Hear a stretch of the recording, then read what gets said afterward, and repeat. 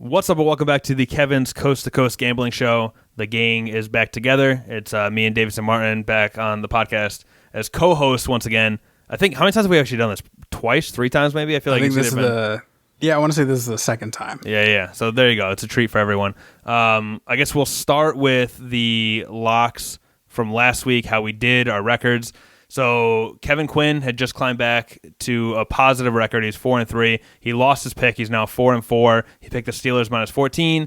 The Cowboys somehow made it a close game, only losing by 5 points. So he missed those. Back to 4-4, back to 500. Kevin Hatch improved his record. By the way, Kevin Hatch, he needs to be talked about. He's killing it. He was 5-2. Now he's 6-2. Hatch teased the Bears and the Ravens. The Ravens didn't need the extra 6 points, but the Bears did. Nevertheless, he hit. Now he's 6-2 on his locks. Pretty goddamn good. If you're following his picks, you're a rich man right now. I missed on my MMA pick. My girl Claudia Gadelia lost a close one. 29-28 wasn't a blowout, but she did lose a close decision, so I was wrong on that one. And then David St. Martin, you could speak for yourself, I guess, but you end up picking up a fairly easy win with the Ravens. They dominated. It wasn't even close to what the odds had it at, so congratulations on that. And you are now 2-3 in your locks. Yeah, I need to recover because my and I'm going to foreshadow it. I'm going to go with another fairly, I think, attainable lock this week because I got to get my plus and minus back. Well, that's the point too, right? You should be picking what you think is the easiest pick on the board. I know, but then it just, I want to be smart. My picks are like not smart. They're like fun, interesting, like, well, that could happen. Maybe like I picked the Chargers and the Rams to both win on the same weekend. That was horrible. You know what I mean? So I'm the SoCal Special, I believe you called it. Yeah. The SoCal Special, infamously, and those poor Chargers and because I love a good bad team. I can't root for the Lakers anymore because they're good now. Suck, they're dead to me. But I love a good bad team when you're out of market. You know what I mean? I live in SoCal, but I'm not from here, so you can enjoy a bad team, but anyway. Yeah, I can relate to that. It endears me to them a little bit. You know what I mean? So I want to root for them. And this is not what you're saying at all with the whole out of market thing, but I can relate to that feeling because, I grew up a huge Red Sox fan. They finally broke the curse in 2004. I was 14 at the time. So a little bit of the passion for that team gets removed when you don't have a chip on your shoulder. Once they're winning, it's like I'm still a Red Sox fan, but it's like I'm not as hungry as I was. So you almost lose some of the appeal of rooting for that team. Absolutely. Yeah. I mean, I loved being I'm a DC sports fan and just the misery year in and year out. And then all of a sudden, 2018, we get the Caps win. And then 2019, we get the, World Series for a 15-year-old team. But then, the anchor hanging around my neck, that Washington football team, I don't have anything to worry about probably the rest of my lifetime where I will comfortably be able to enjoy an absolute subpar football product. If you're looking for that misery, I'm pretty sure you're in a good spot. Yeah, it's great with your football team. Yeah. Oh, absolutely. We're built for years to come. We've laid a foundation of the worst owner in sports, Jim Dolan.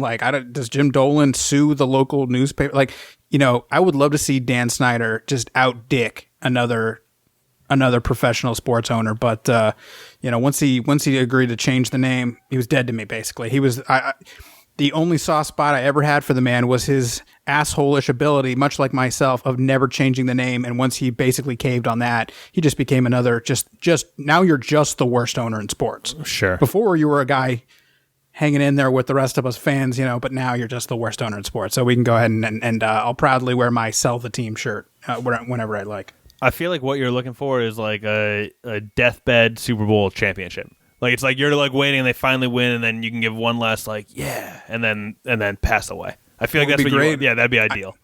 I think what'll happen is once Snyder sells the team or he's some sort of explosive exploits come out that finally nail him. I mean, he's like trying to nail Jello to the wall, man. He is slipping and sliding. He's avoiding these allegations or he hasn't been forced out or something, man. It's crazy. The power of FedEx hasn't gotten him yet. But I assume once Jeff Bezos gets enough money to make him an offer he can't possibly refuse, so he can go back to figuring out how Six Flags is horrible.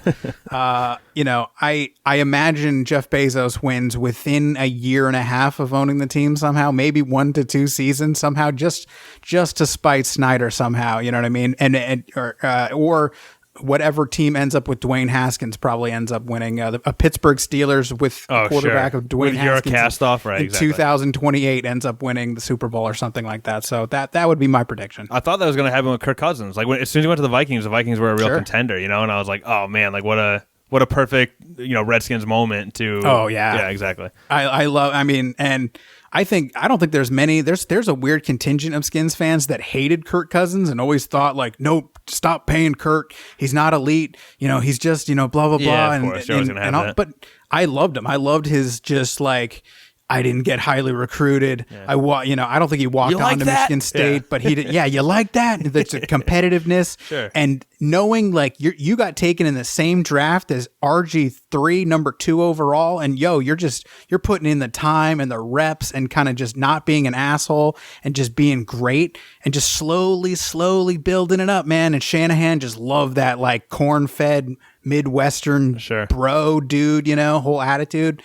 And I love to see him like cash in that check, and on his merry way. I mean, I don't know what his net worth must be, but my God, he's made what, like $150 million guaranteed in the last since 2011 or something. So God bless him, get out there and win, Kirk. I root for him to this day. I'd love to see him do well. I was hating to see him, struggling earlier this year and even some of last year or whatever. I hope he does well. I love to see the schadenfreude of like, the Skins missteps of paying a man $64 million in the franchise tags only to let him go. Yeah, like you want that guy to make your team pay for it almost. Absolutely. Right. Yeah.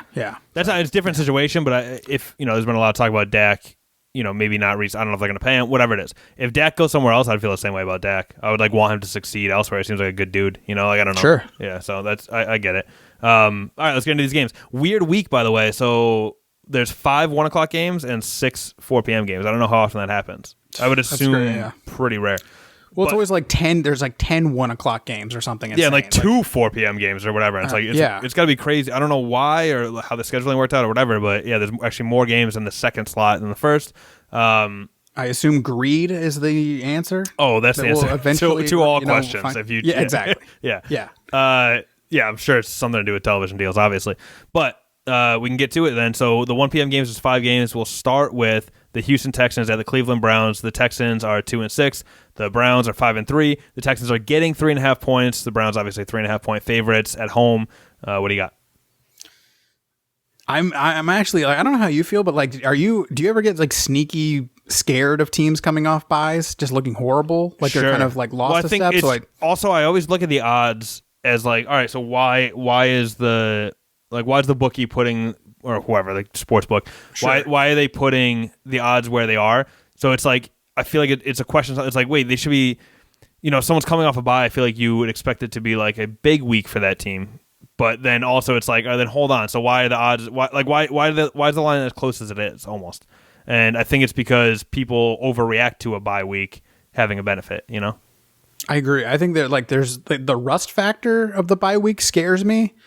But like that being said, like it's too semi-decent. I mean, Deshaun Watson, I wouldn't say is semi-decent. Then you got Baker playing like above what he normally plays at, which I think is, quote unquote elite, or at least playing up to like the number 1 overall pick. God damn it. You know what I mean? They're outperforming, whatever. I would say above average quarterbacks throwing against horrible pass defenses, like pretty bad pass defenses on both sides. I was saying, like, maybe look at the over. I think the over-under is 49. Yeah, maybe not. I don't know. Like, I like the Browns to, as the favorite of 3.5. Nick Chubb is back this week. Baker was out on, like, COVID protocols, but I think it was just, like, he was asymptomatic or something. It was, like, more, close, I don't know what the term is. He had close proximity to someone, contact tracing, something like that. Yeah. So they're like, oh, well, I mean, he might not have got enough practice reps or whatever, but he was coming off a bye. And I don't know. I'm taking the Browns at 3.5. Yeah, I will too. I think the Texans, I actually think Deshaun Watson is unbelievable. He's just got nothing. So good. He's got nothing. He's got What nothing. a waste! He actually might be the biggest waste of talent as far as like the product around him in the NFL right now. Like he is. I think he's so good. I think if you put him on even a halfway decent team, like I actually really like Ryan Tannehill. If you put Deshaun Watson on the Titans, I think they're Super Bowl contenders, like legitimately. Oh, yeah. There's just little. I don't know. It's just a bummer that he's on this horrible team. They traded away D-Hop, all this stuff.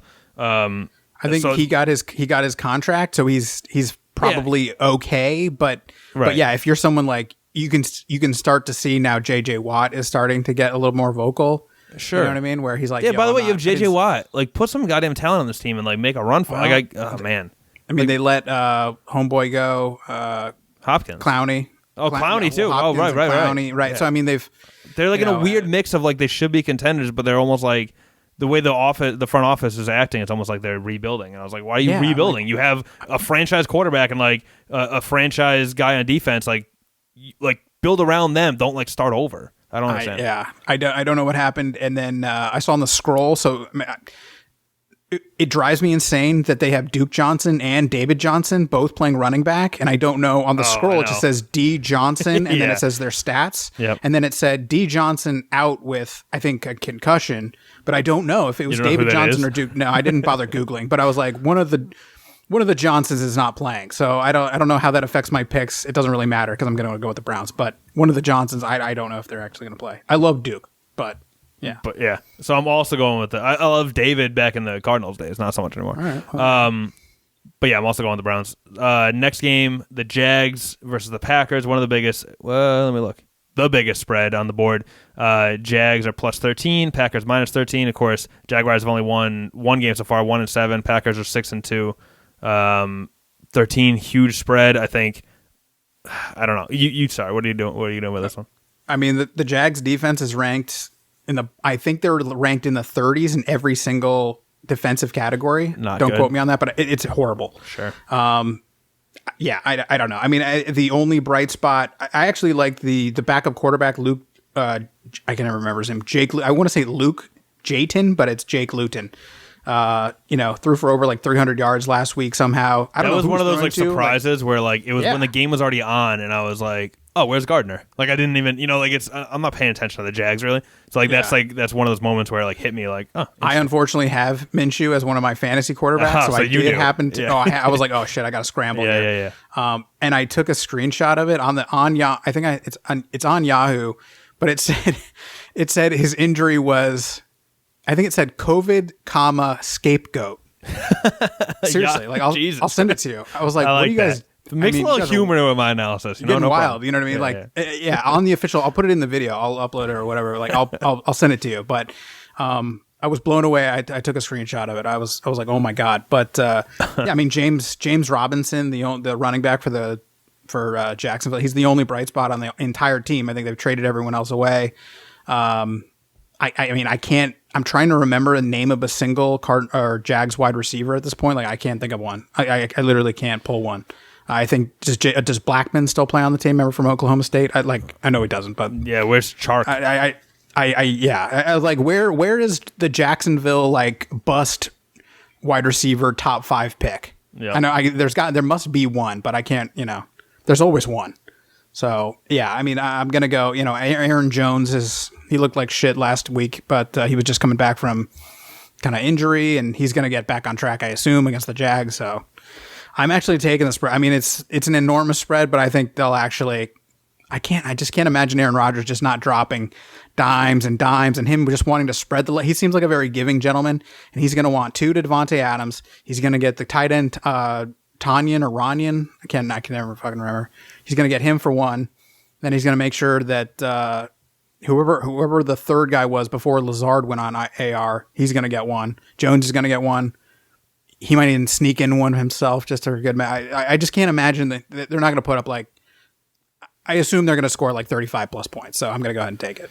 Yeah, I agree. I hate the spread because 13 seems like insurmountable, but then also you're going to see like it's going to be like 35 to like 10, and you're like, oh my god, I can't believe I almost considered going with the Jags. I'm also going Packers on that one. I think that they'll cover the spread. Also, Aaron Rodgers in general seems like a guy who would like run up the score like without any shame at all. So I don't think he takes his foot off the pedal ever.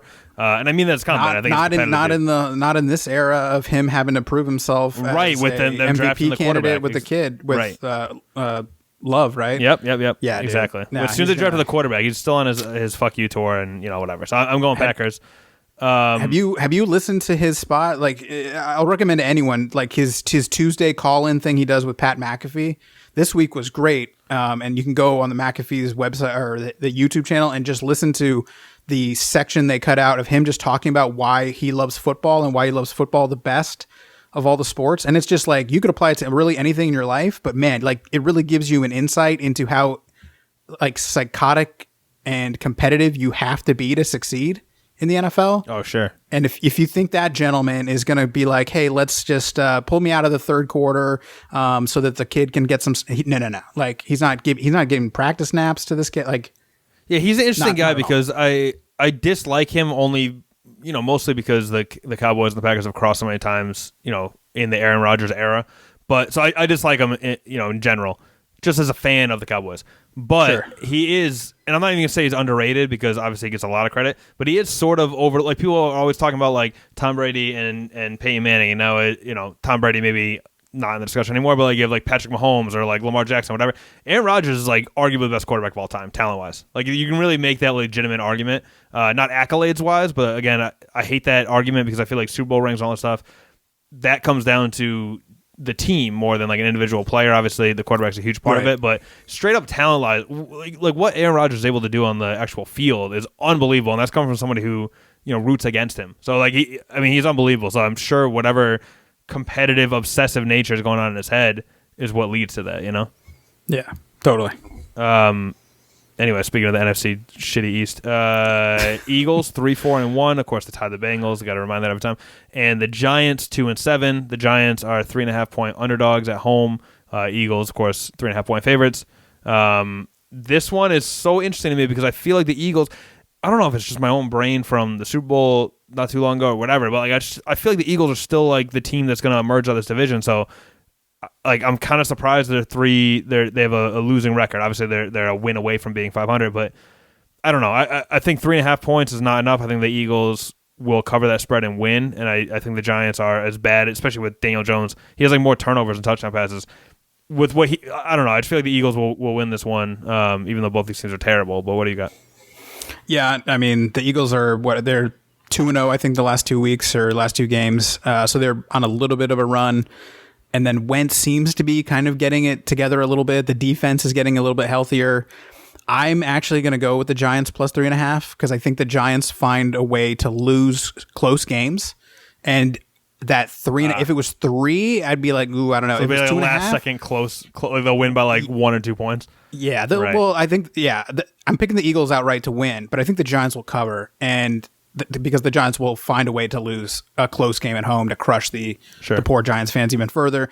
And a lot of it's just wishful thinking on my half because, as a Skins fan, I'm hoping for it's tank season, baby. You know what I mean? So the Giants that are up, I want the team with losing records to win every time the NFC East goes out. Right. So the Giants are 2-7, I believe, and they beat the Skins both times. So their 2 wins are my team.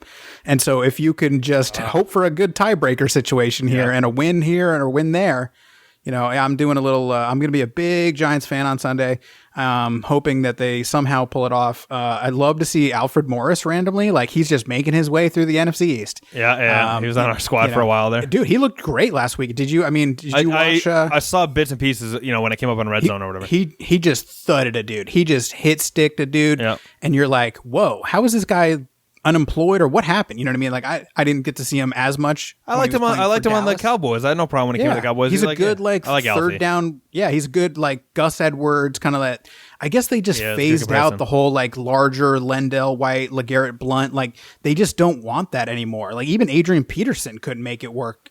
He couldn't get a job like out of a training camp. Like he has a job now, obviously, but like that thud back, I feel like there's Derrick Henry and then there's just a world of scat backs out there to me. I don't know. I mean, I know arguably the best back in the game, what's his name in Minnesota, is more of a downhill running back. But I feel like that big back is just getting phased out, unfortunately. But I fucking love to see them. I'm blanking on who is the big ass dude on the Giants, like when they win a Super Bowls.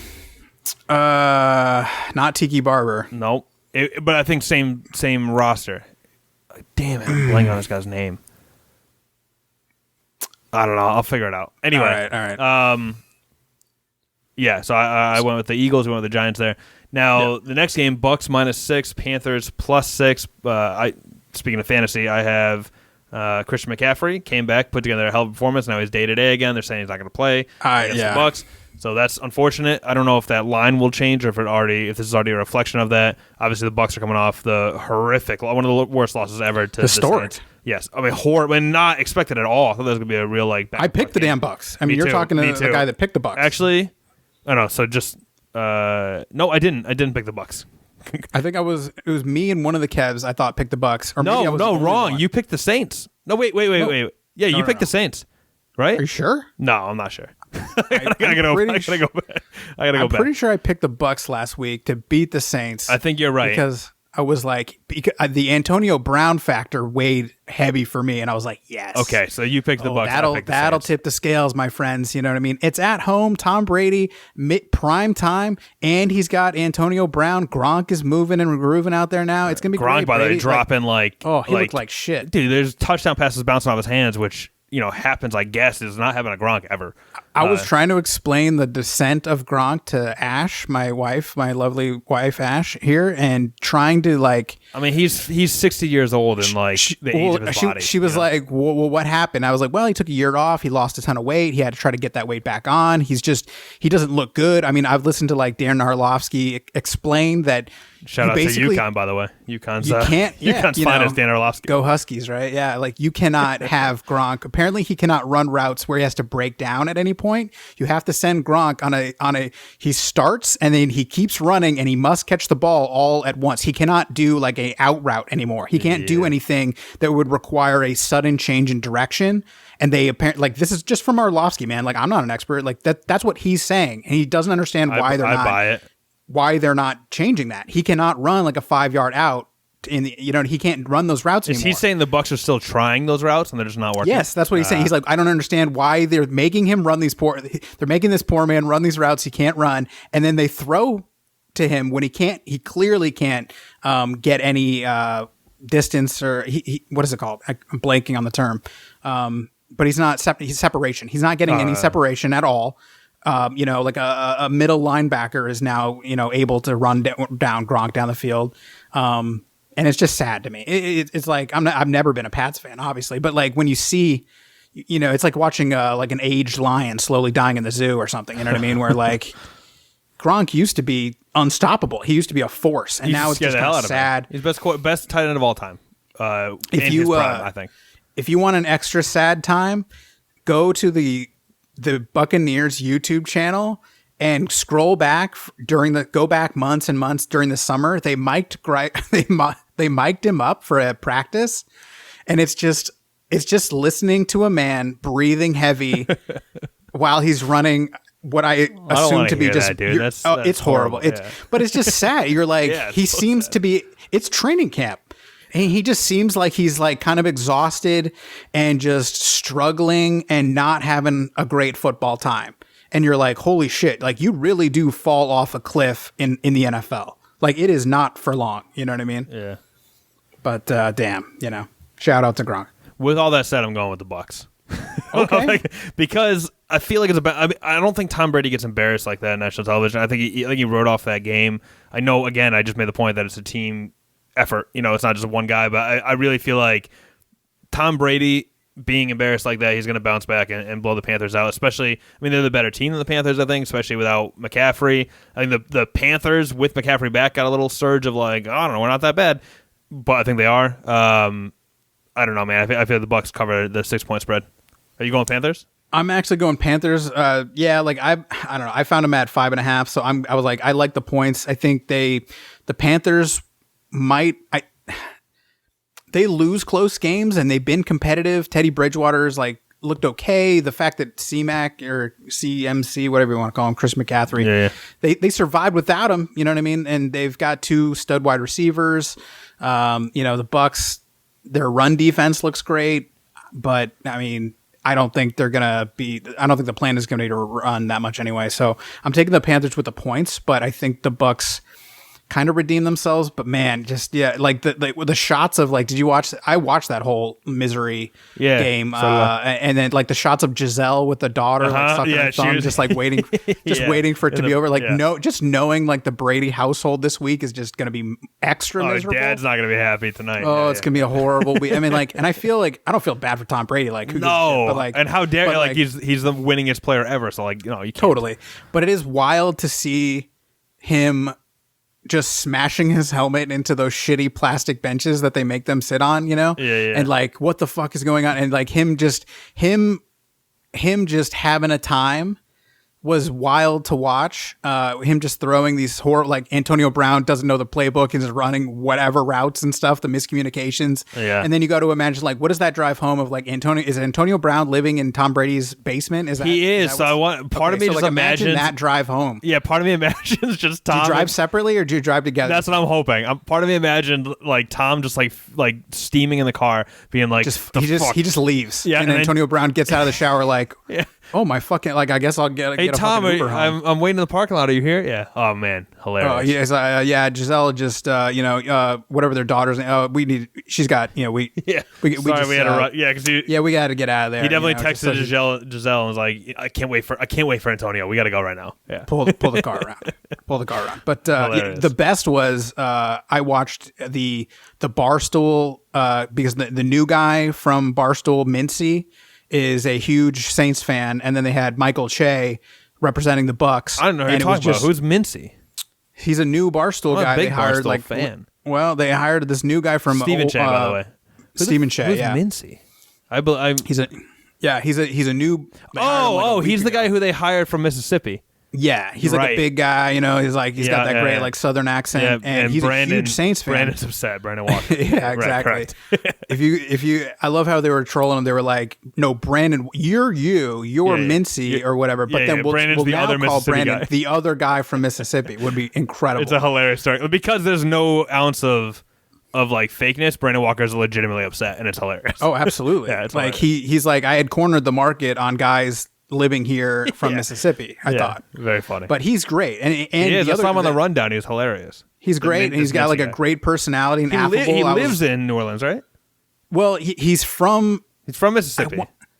From Mississippi. I think he does live in New Orleans because he was saying like that was where he was based out of, or something like that, or that's where he was doing. I think he was doing like local like radio or something. I'm not. It's the same story familiar. as Brandon Walker. That's the whole thing. That's why it's hilarious to see him get upset. Do you know Brandon Walker's origin story? No, wasn't he working on for like the SEC Southwest channel? So I'll briefly go through it because it's hilarious. Brandon Walker was working for DraftKings maybe, or like some gambling site like that, and there was some back and forth between Dave Portnoy and the Twitter account for this gambling site. I don't know if it's DraftKings. I'm sorry if it's not. It was something. MyBookie maybe. I think it might have been MyBookie. Whatever. And they wouldn't. Dave was like, "I'm going to put $100,000 bet down, whatever." And then they said they not only didn't accept his bet, but then they started chirping him on Twitter. This all happened some random night. And then Dave started going back and forth with them. And at the time, if you go to like MyBookie or whatever website was beefing with Dave, if you went to their live stream, it was Brandon Walker, this complete unknown in Mississippi, live streaming for whatever. And I guess he'd been doing it for like a week or two, and he was talking about Mississippi and whatever. He was just doing his like SEC like podcast basically, and all of a sudden it was on Periscope or something. All of a sudden they went from having like 20 or 30 viewers, whatever he had originally, to like thousands, and they're all just like pouring on, being like, "Fuck you! Like, how dare you! Like, come on a date, whatever." Just blowing this guy up, and he was like, "I don't even know." He's like, "I like Dayport. I like Barstool." Like, it's like completely blindsided. He's just some random guy who just started working for them. Like, obviously had nothing to do with this whole thing. And he got blown up, and Dave thought the video and specifically his reaction to it was hilarious, so he just hired him. So it's like actually a very similar story to what happened with this other Mississippi, which is so funny that he's like, this guy, you're just hiring random people now, and he's like, Brandon, that's what happened to you too, Like, it's hilarious. It's a very funny parallel storyline. I love it.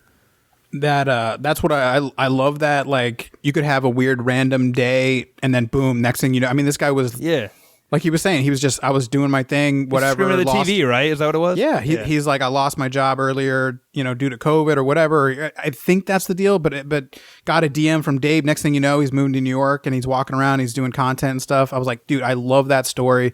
I mean, on Instagram, I was sending him some food recommendations. I used to live in New York for a little bit. Sent him, had a little bit of a back and forth with him. Seemed like a cool guy. Nice. And the stream was hilarious because imagine you're brand new. It is your first week in the office and your team is just dog shit stomping this other gentleman, your new colleague who you don't really know.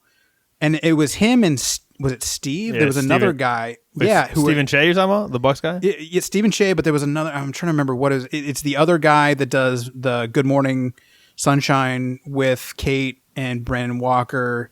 Oh. And he's on the rundown. So he's the guy with glasses. I'm trying to remember his name. Nick. Yeah. Nick. Yeah. He's hilarious. And so they're all uncomfortably kind of watching this happen because after, it started getting ugly quickly. And you don't want to be like a 4-day-old new employee, like getting in the face of these guys are now your new friends and colleagues. Like you don't know that many people, right? Imagine like the weird uncomfortability of being live streamed online as your and Che is just like dying inside. And there were times there's not a person on this planet that cares more about their team than Stephen Che about the Buccaneers. And it's his whole life. But there were like entire moments of the stream where Stephen Che is just Mincy like leaves and goes to the bathroom or goes to get coffee. It was very like no one gave a shit about this game other than these two. And the stream is literally just dead silence. Che, arms crossed, like either like hood up or mat, like just misery. But it goes on for minutes. It was like one of those great, like you could just like film yourself working at a desk and it's just a loop. You know what I mean? To like sneak by like on The Simpsons or something. You know what I mean? Yeah. Of him just dying inside watching Tom Brady throw interceptions or just, and you're just listening to Chris Collinsworth go, I don't know what's going on out there. Like, you can hear it. There's nothing, there's not a pain in this world that is worse than when your team is doing terribly and Chris Collinsworth is making little comments. Oh yeah. He was just styling on it. Now, here's a guy who does. I hate Collinsworth. There's something about the way he broadcasts. He annoys me regardless. But if your team's losing and you're listening to Collinsworth, like you just want to I don't even know. It's the worst feeling in the world. It was painful. So I mean, I had it on. What else is there? Sunday Night Football. Throw it on or whatever, and I'm watching just like the insanity of a team just styling out there of watching. They didn't even need Kamara. They could have just put in Taysom Hill. I was like, when are we going to see some Jameis? I want to see Jameis back in Tampa. A little sprinkle at the end there. Oh yeah, he got a little sprinkle, but I was like, let Jameis just get out there a little bit. And let him sling it, Jameis, like he threw like a couple passes. There's all handoffs. I was like, I understand strategy wise, like whatever. You're just putting in like your third string guy, but it's not. It's Jameis. So like, just let him sling it. Give the fans a show. And there were like, I think when because I don't think Jameson or James, I don't think he played any meaningful football, but I think it was Collinsworth who was like, he's going to throw touchdowns. We don't know who they're going to be. He did say that. Which team they're going to. Yeah, he took some shot at him. It was a mean shot too. It was out of nowhere. He was like, bro, relax. He's throwing. Someone's catching his balls. Yeah, he's like, we don't know what team is gonna be scoring these. But it was goddamn Collinsworth. I hate him. But I would have liked to see a little more Jameis revenge tour out there, other than like a little pop in, eat the W little shot that he had at the end of the game there. But the weird, awkward Breeze Brady meeting at center field has been memed to death already. Yeah. And it's like, yep, again, motherfucker. It's just like we meet again. My team has been memed by a Brady interaction at the 50-yard line as well. There was a Tony Romo situation where we did not meet them again because we meet them again as in the playoffs, and it was a close game, but the Patriots beat us. I don't even know when this was. And Tony and they're like, there's enough mics where you can hear or whatever. And Tony was like, "Hey, we'll see you guys again later in the playoffs or whatever," which means the Super Bowl, and we just did not, and that's been passed around Cowboy circles forever. So I get it, man. What are you gonna? What are you I gonna love do? that Romo's good for one thing a year that will like live on for within in infamy. You I what know, mean? and sometimes I'm just a devout defender of Romo. I love Romo. Yeah. But like the one this year for sure. Oh, is I mean, the the Dak Prescott ankle. leg, right? But in real time, and I saw it in real time, you did not know his leg was that bad because they cut to it and it didn't. The angle the camera was at, you couldn't really tell. In replays and like all this other stuff, yes. But when he said it, they just cut to it and he's kind of holding his ankle and Now I've broken my arm before. And he was definitely experiencing the same thing as me, where it's like you're almost like in shock. Where it's like I broke my arm and instantly like I was just sleepy, which is what he was doing. He was like, "Come here," like he's not like reacting like it hurts because your body, like your brain covers for it. Whatever. It's something happens when your bones shift or you scrape in a certain way or something. It sends like a signal to your brain, like Yeah, oh. we need to go into sleep mode. Yeah, and that's what it was. It was weird. So I broke my arm twice. We're getting on tons of tangents now. First time I broke, hurt a ton, and it was like a slight fracture. Second time, like a bad break, like visibly my arm was broken. And I remember like it fell down. I'd already broke my arm once, so it's if you've never broken a bone, it's like the best way to describe it is like it's like a burning feeling like inside your arm or whatever you broke. So instantly, I didn't need to look at it. I was like, oh, it's broken. I knew that, but my brain just went into like I was drowsy instantly. And this is like I was playing baseball in the middle of the day, like whatever. I was just drowsy, and like my friend was playing, the next position over, or whatever. I called him over. I was like, hey, come here.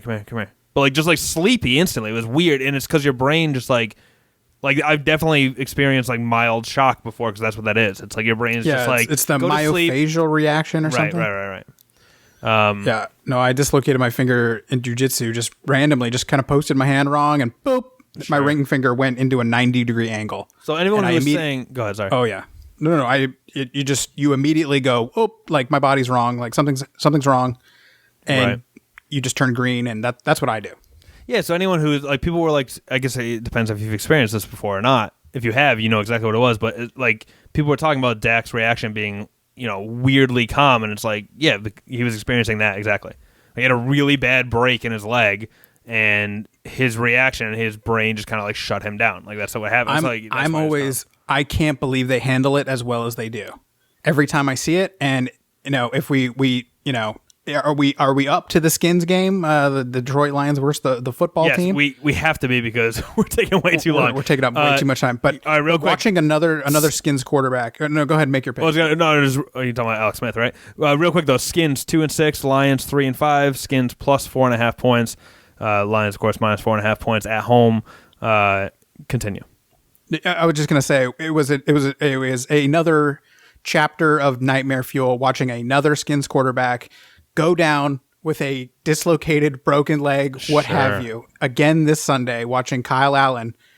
It's wild to see a man go down with a horrible, another just it's like every 2 years or whatever, like it just, first it was, Theismann, obviously you wait for the Theismann tweet to come because everyone waits like, oh, what's Theismann going to weigh in with? What gem of wisdom will Theismann share with this? It's always like, yep, know how that feels. Nope, yep. It's always something like that every time. Thanks for the insight, Theismann. Yeah, exactly. Like, oh, tell me how it feels to have your career ended.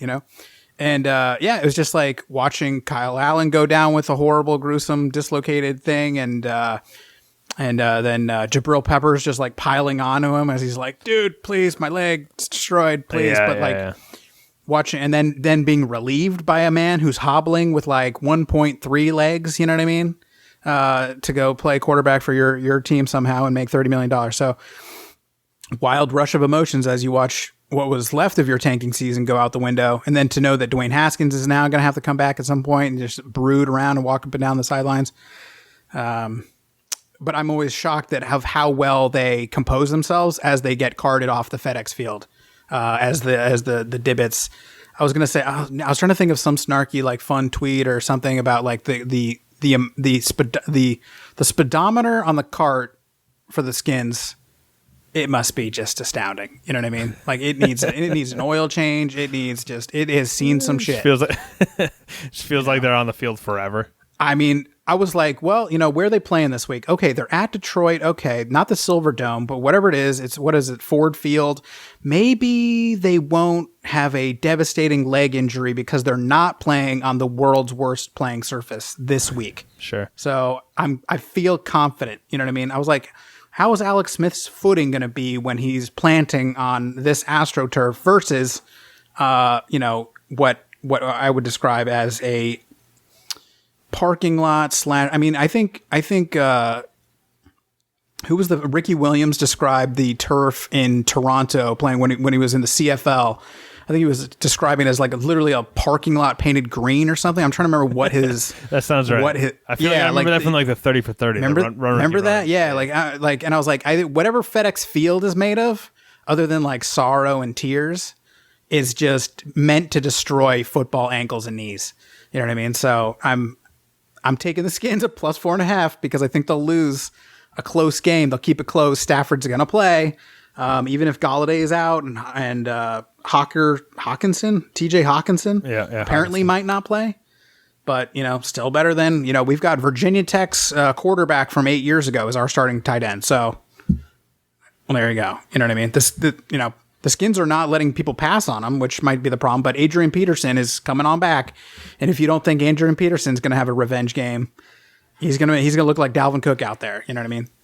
Sure. I'm going with the Lions -4.5. I think the line. Sorry, it's hard because it sounds similar. I think the line is borderline insulting. I feel like the Lions. I know the Lions are 3-5. I just feel like the Skins are that bad, so I think they're going to cover fairly easily. I guess we'll see on that one. We should fly through these 4 o'clock games just because we've been dragging. So first, Bills 7-2 versus Cardinals 5-3. Pretty good game. Bills actually 2-point underdogs against the Cardinals. Crazy. Cardinals are -2 at home. I was surprised by that. I was like, did Josh Allen get hurt? Like, what's going on? Why are the Bills underdogs in this game? I feel like the Bills are good. They're coming off an important win. I don't know. So I'm going with the Bills +2. I feel like I'm missing something, but what do you got? I'm actually going to go with the Cardinals -2 just because when you start digging into it, you're like, oh, shit, like Kyler Murray's only been sacked 10 times this entire year. Sure. And then, like, Josh Allen got sacked 7 times last week. And you start like looking at the matchups, and I think the Bills D is going to have major problems with Kyler. He had an insane, like Kyler Murray had like the best stat line you could ever do, and then still lose a game against the Dolphins last week. But I mean, the Bills D sacked Russell Wilson like 6 times last week. So, I mean, who knows if they can get to him, but like Kyler's escapability is just like, I don't think we've really seen escapability. Not even Mike. I mean, Mike Vick got sacked a shit ton. Lamar Jackson gets sacked a shit ton.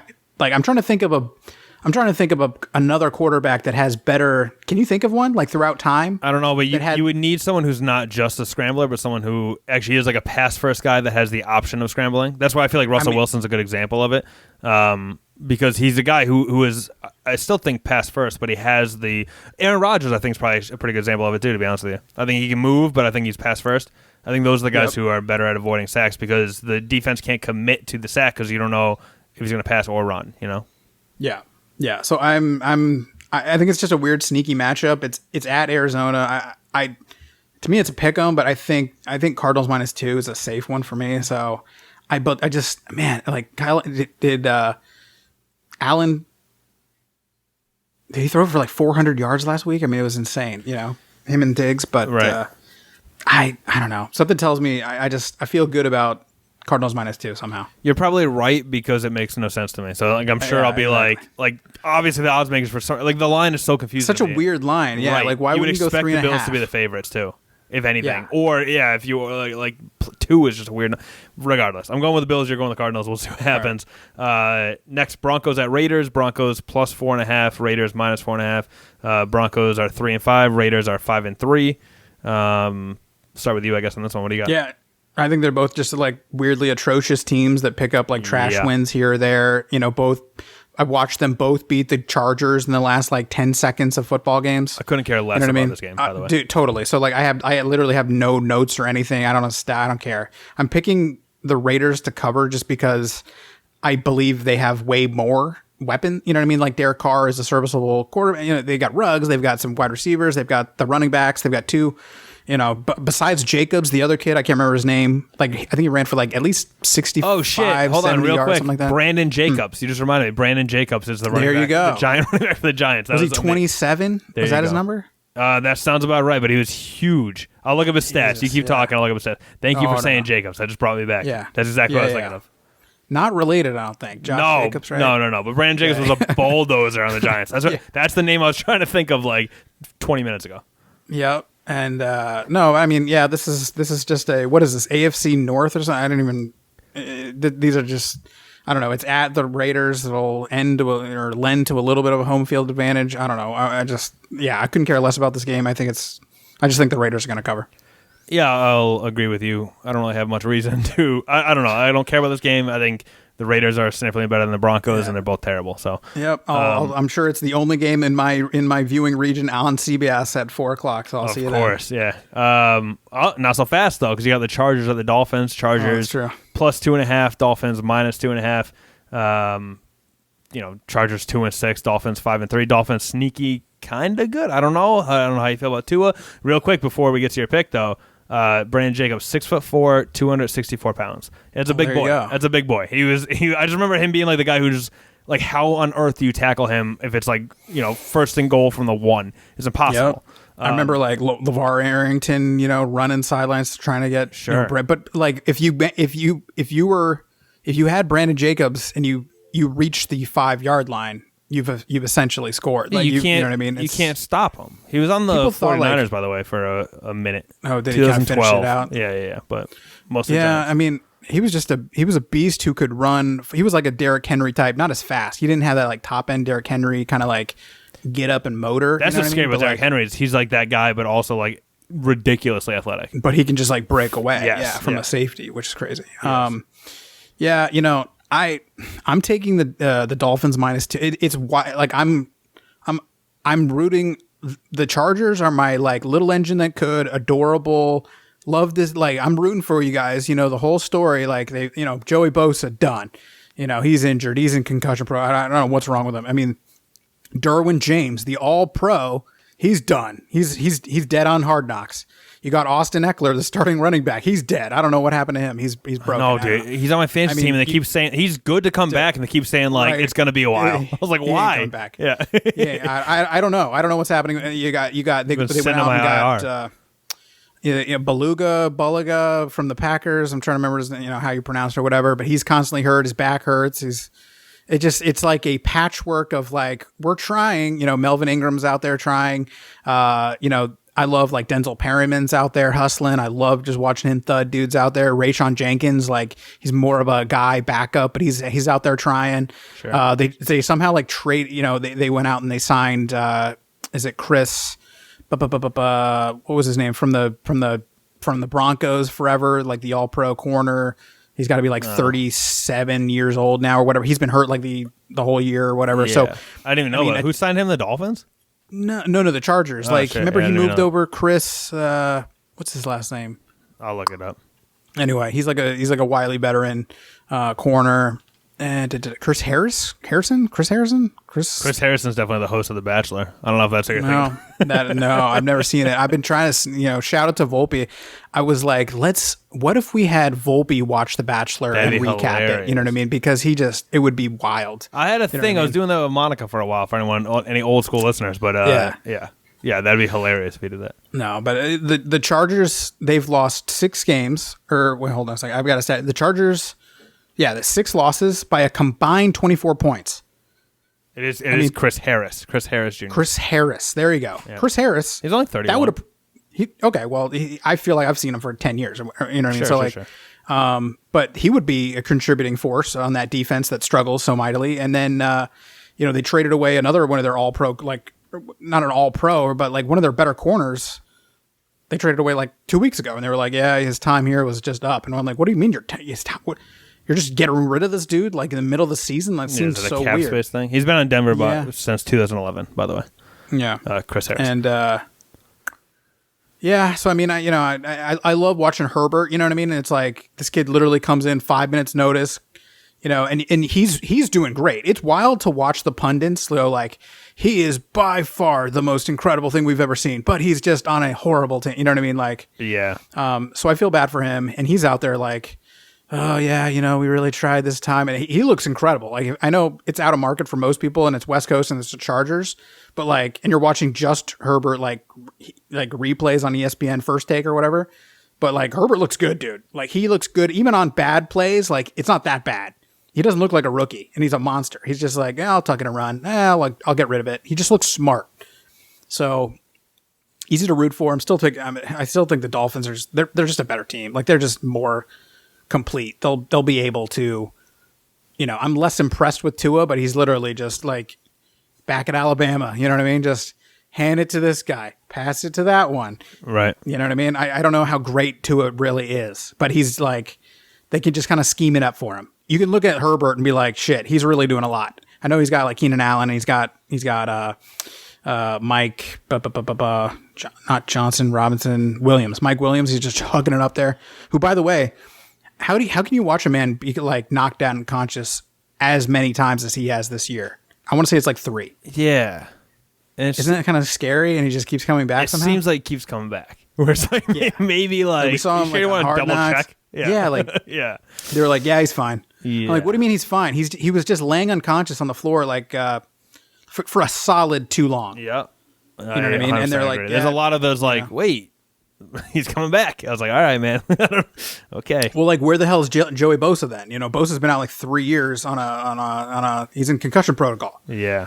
You know what I mean? But I don't understand how it works. It's all sham frauds anyway. So, but anyway, yeah, Dolphins -2.5. Agreed. I agree. I'm going Dolphins. I like the Chargers. I like watching them. I like certain players on the team, but I think the Dolphins are the real deal. Also, Tua, I agree. I haven't been impressed with what I've seen so far, but I feel like there's a lot to be said about the fact that this is going to be his 3rd game. So he's played 2 games so far, and it's like you would assume he'd keep getting better. I don't know what the ceiling is for him, but you would think game 3 he'd be better than he was last game or the game before. So that's where I'm at with him and the Dolphins. 49ers +9, pretty big spread here. 49ers +9, Saints -9. Saints coming off that huge win against the Bucs, obviously. They're 6-2. 49ers are 4-5. I guess I'll start with this one. I actually think the 49ers are going to cover. I think the Saints, it's a big letdown game. I mean, they just destroyed their rival on national TV, primetime game. I think it's a letdown game for them. I think the 49ers, they still have Kyle Shanahan. I think they're still like a legitimate team. They're in a really tough division. 4-5 is not the greatest record, but I think in that division it's fine, I guess. I don't know. I haven't even really checked how many games they played against divisional rivals, but I don't know if they'll win this game. I'm not saying the 49ers will win outright by any means, but I think 9 points is a big spread. I don't think the Saints will blow out 2 teams in a row after the performance they had against the Pats. So I'm going 49ers with the 9 points to at least cover. I don't know if the Saints will, 9 points seems like a lot. What do you got? Yeah. I'm actually going to take them to cover. I'm going to take the Saints. I actually have it at 9.5, and I'm actually taking that. Damn. Just because I don't know who plays football for the 49ers anymore. Is Nick Mullins going to play? Yeah, it's been a mess. Like, True. I mean, it's just like, who's he throwing to? The back, like, I don't like. Kittle is out. I think is Trent Williams still alive? Is he playing? Like, so I know Mostert is back. But Mostert, good luck, dude, running on that defensive line. It's like New Orleans must have one of the top, if not Tampa, they've got to be right up there with having a tough to run on defensive line, rush D. And I think you can easily take away Mostert. You know what I mean? You just gotta stack it up and take him away. I think is Dabo their one wide receiver left right now, and maybe Ayuk. But I just feel like you got to have somebody to get it to him. And Mullins is horrible. Why don't they just let C.J. Beathard have a shot? But Mullins looks. Remember when Mullins looked incredible last year, and like he had that weird like interview with Brett Favre, and they were like, "Holy shit." You remember that? Yeah, that seems so long ago. It does. What happened? I don't know how did you get this bad this fast?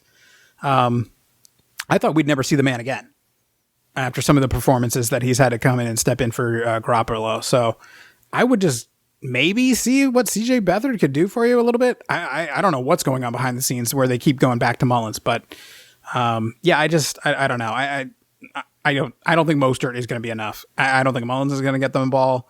I don't know who plays defense anymore on the 49ers. So I was like, you know what, dude, after watching that mercy killing, you know what I mean? I was like, yeah, I'll go ahead and take it. I'll take it at 9.5. Like, sure. Yeah. I mean, it's at home. I don't know. Dance party on them. They want to do another one of their big viral post game locker room dances, Sure. Sure. I think you're going to hit it. Yeah, Jameis Winston in the mix again. Yep. All right, so next we have a divisional rival. Pretty good game. Just on paper, the fact that they're rivals even better. Seahawks 6-2, Rams 5-3. Seahawks plus 1.5, Rams minus 1.5 at home. You'll start. I have to think about this one more. Who do you got with Seahawks and Rams? I'm taking the Seahawks are plus 1.5, which I'm like, are you guys surprising, right? Same kind of deal. It's like, why are they the underdogs, right? Well, yeah, you start looking at it and you go, okay, well, yeah, actually, yeah, Seattle's defense is the worst in the league. They're literally the worst pass defense in the league.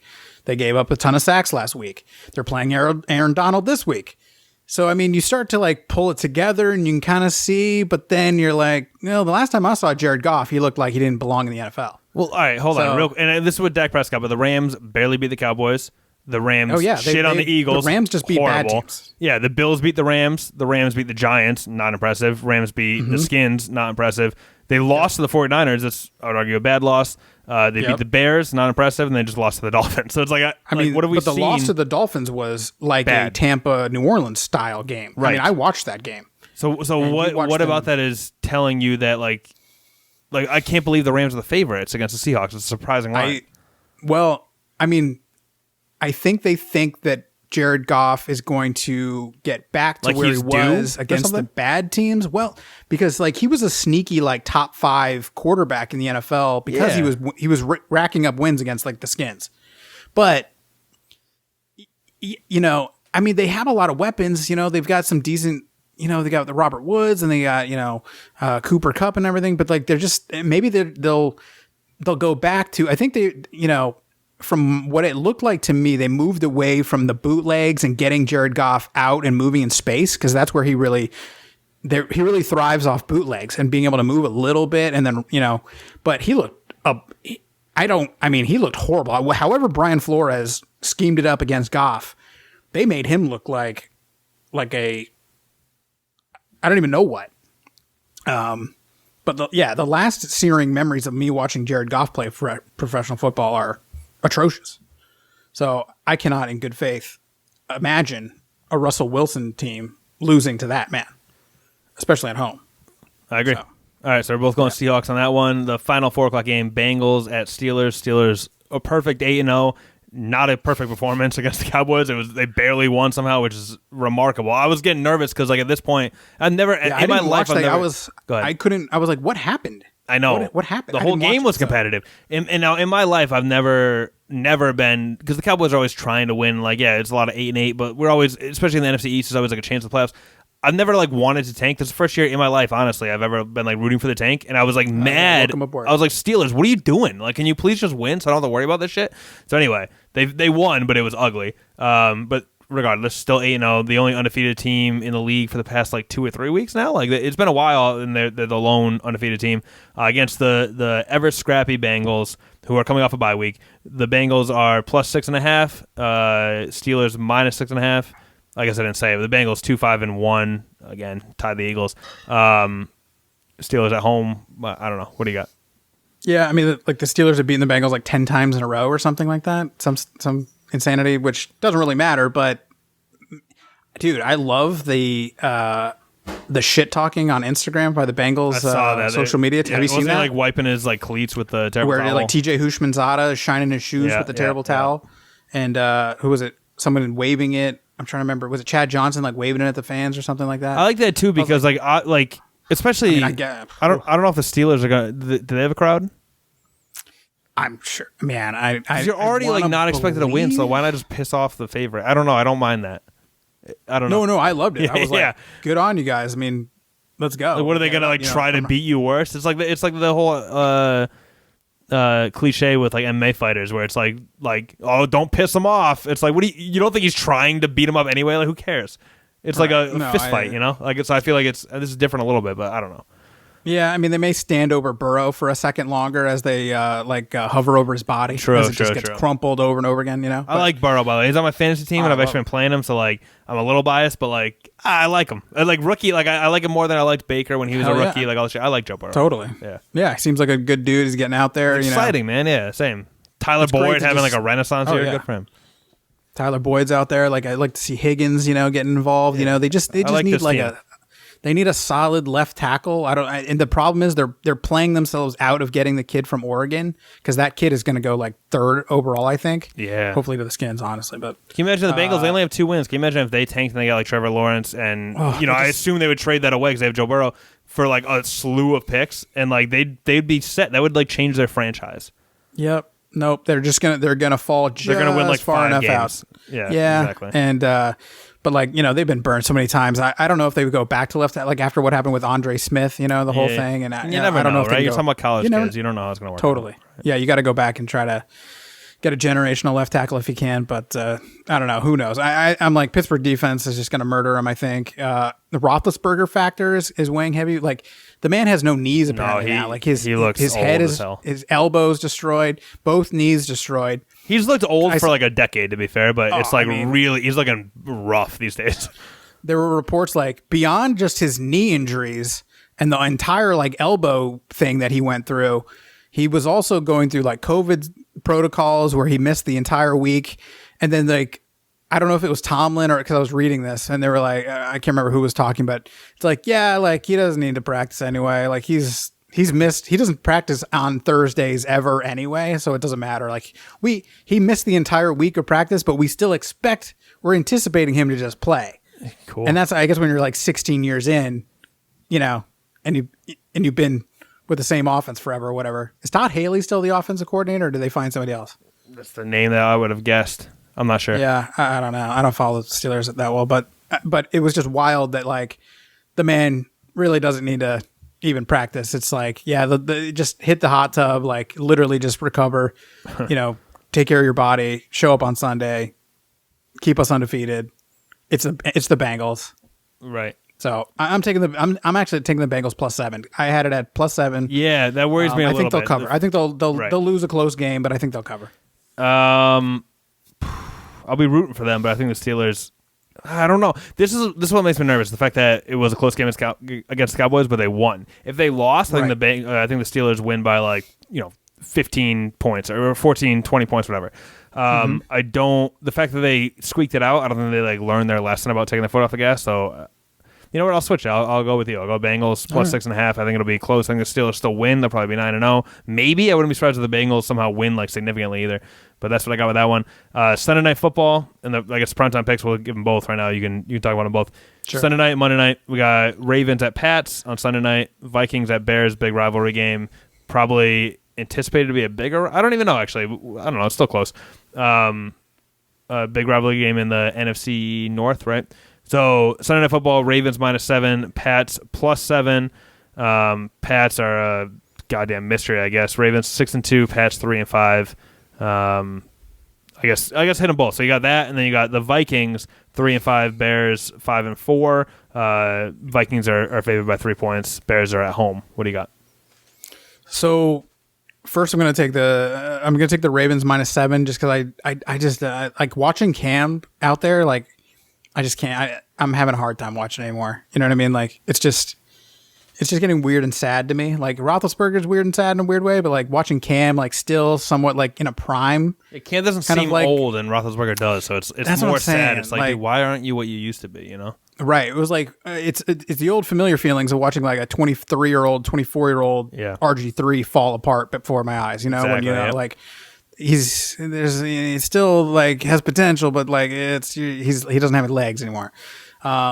Yeah, the Ravens blitz like the highest most of anyone in the league. I think they blitz like 43 or 47% of all time. They're 6 in sacks. The Pats are going to have to like run the whole game with Burkhead and the other kid. I can't remember his name, but I don't know how the Ravens lose. I mean, I think they're just the Patriots are a wild thing. It's like they're just competitive enough where you're like, Belichick, what are you doing? Like, you watching that Jets game last week and you're just like, Jesus Christ, like I thought that was the one. I thought the Jets had I thought they were going to take that one, but the goal line run with Cam, that made all the highlights where he like punched it in himself. Yep. And you see like who is the Jets linebacker that like dives into him head first, like after he's already by far across the line. Yeah. I don't remember. And I was like, I remember the play. Cam Newton he's making $1 million this year to play football to take that hit. And I was like, Jesus, you know what I mean? Like, when is enough enough? You know what I mean? Like, I know it just depressed me. You know what I mean? Sure. So, and then Viking. They made him do it over and over again. They made him like sneak for first downs, and I was like, oh, for $1 million. I know it's $1 million, but damn. Yeah, but relatively, it's pennies. You know. Yeah, I mean, Jesus. I was like, ugh. I'd be like, hey, Bill, nah. Yeah. Like he's buying in, dude. I guess I don't know. And then Monday night Vikings Bears. What do you got? Bears I'm gonna go Viking. I'm gonna take the Vikings at -2.5. It's just hand the ball to Dalvin Cook. That'll be fine. I mean, you got Khalil Mack and Akeem Nicks and everything. Or is it Akeem Nicks? Hakeem Nicks? I don't know. Who's the interior lineman for the Bears? Nicks, right? Isn't Hakeem Nicks like the receiver for the Giants? God, yeah. I think you're right. I played in North Carolina. Is it Akeem Nicks? I don't know. I'll figure Nicks, it out. Right? I'll figure it out. We'll figure it out. Keep going. But he's great. Like, he's a great interior lineman. They're gonna be tough to run on, but like, they'll figure it out. I assume they're just gonna pound the shit out of the ball. You know what I mean, with Dalvin Cook. So they got Kirk. Kirk is looking better. He's not throwing as many picks. I mean, Nick Foles is like falling apart at the seams. They don't look great. That Bears offense is atrocious. So I got to go Vikings. Yeah. Yeah. By the way, Hakeem Nicks is a wide receiver for the. Oh well, he was on the Giants. I thought, and the Colts. What you're thinking of is Akeem Hicks. You're way off. Damn it, Jesus. It's all right. Akeem Hicks, defensive tackle. So my primetime picks. I'll make it quick. I'm going with the.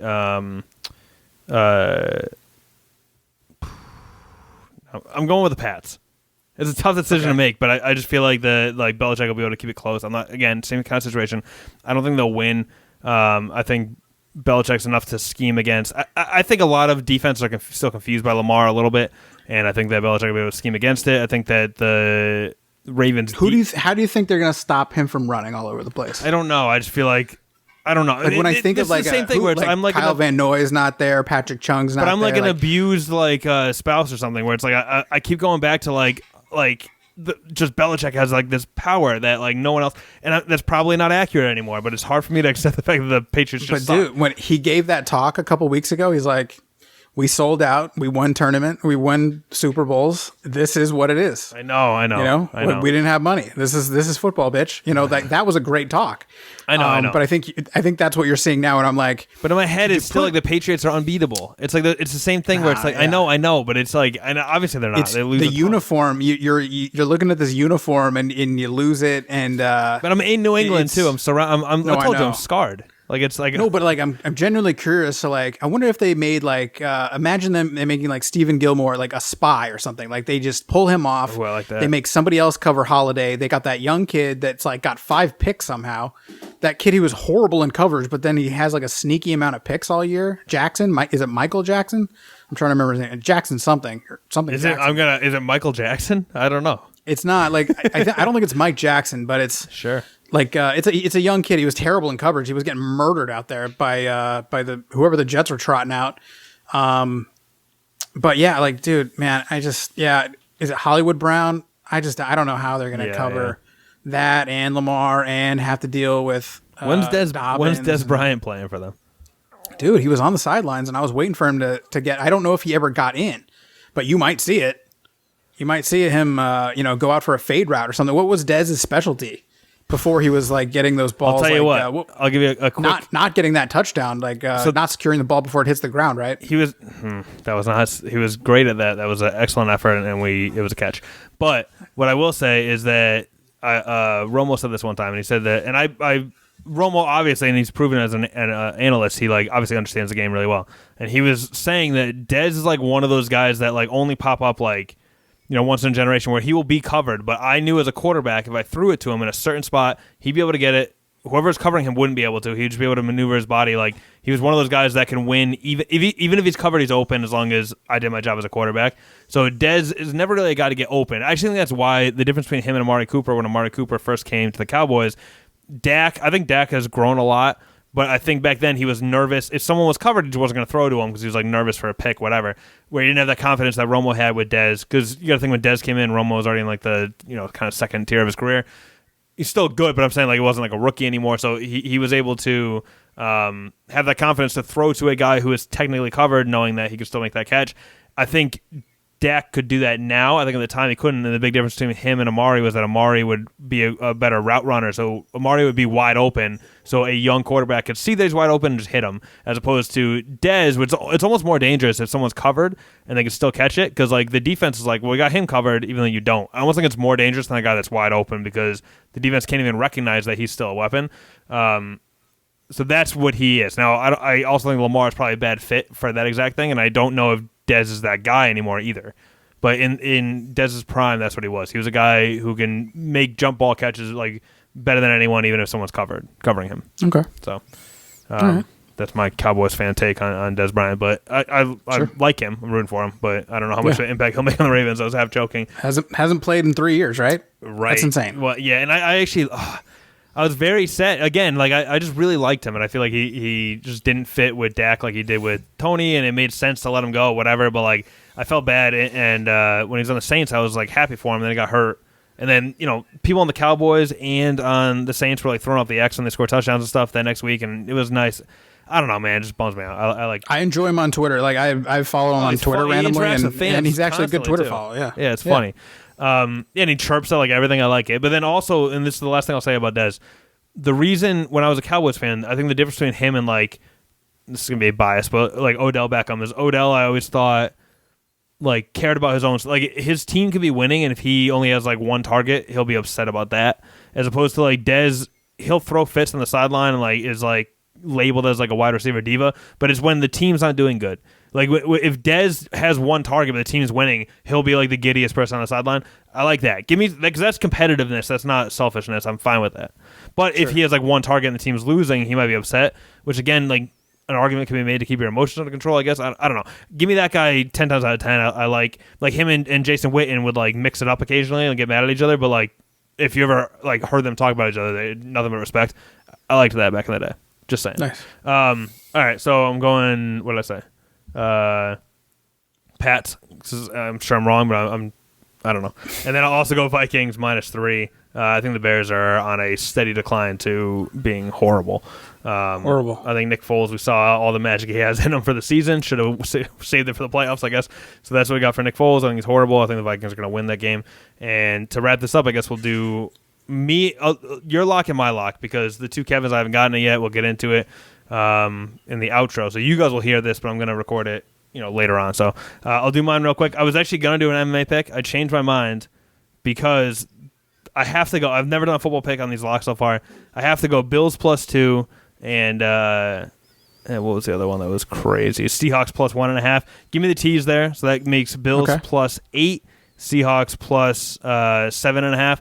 I think those lines are already crazy. If you're adding 6 points to that line, I think it's crazy. I think the Bills and Seahawks both win outright. So if you give me those two tees, so you're adding 6 points to both those scores, and that's my lock for the week. What do you got? I was like, just give me a win. I'm gonna go Saints. Just Saints to cover, and that's my lock for the week. Goddamn, that's a big cover. -9. Well, it's ball. I was like, to me, it's a slam dunk of a win in my mind, but the fun of it is whether or not they cover or not. So sure, yeah, keep it interesting. All right, man. Well, that's what we got. For me and you recording anyway, I'll be back with the two Kevins picks after this. I'll keep that quick as well, so I don't want to keep you guys too long. But I think that'll do it for me and DSM over here. So absolutely. All right, all set. Yep. All right, peace, guys. All right, guys, let's close this thing out with the picks from the two Kevins. They're officially in. They're locks of the week as well as their primetime picks, starting with Kevin Hatch, a.k.a. East Coast Kevin. He's doing a two-team tease with the Bucs and the Bills. The Bills are +2, so they'll jump up to +8. And the Bucs are -6, so they'll be dead even with the Panthers. And then for the night games, he's going with the Patriots on Sunday night and the Vikings on Monday night. Again, as a reminder, the Pats are +7, Vikings -3. And then for Kevin Quinn, a.k.a. West Coast Kevin, he's doing Chargers, Miami over. That's 48.5 points. So that's his lock, the over in that game. And then the primetime games, he's going the opposite. He's going Baltimore and Chicago. So Baltimore -7, Chicago +3. So that's it. I hope you guys enjoyed. Be sure to tune in next week. Rate, review, subscribe, tell a friend. And that's all I got for you. Peace, guys.